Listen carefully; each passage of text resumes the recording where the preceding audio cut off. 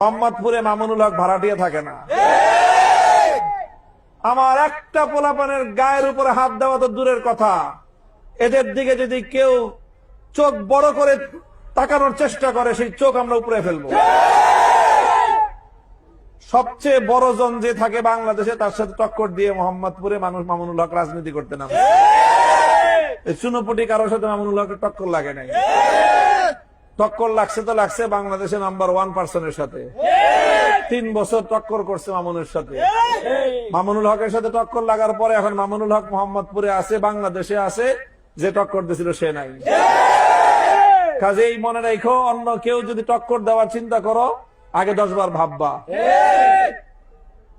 খবরদার, হুঁশিয়ার করে দেই প্রত্যেককে, শান্তির সাথে, নিরাপত্তার সাথে, সৌহার্দ্যপূর্ণ পরিবেশে কাজ করবে, প্রতিযোগিতামূলক ভাবে কাজ হবে, উৎসব মুখর পরিবেশে নির্বাচন হবে।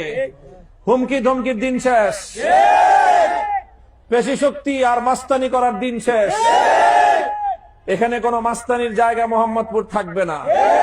কারো যদি মাস্তানি করতে মনে চায় অন্য কোনো নিরাপদ এলাকা পয়সা নিতে পারো। মোহাম্মদপুর মাস্তানি শূন্য, চাঁদাবাজি শূন্য এবং মাদক শূন্য মোহাম্মদপুর হবে।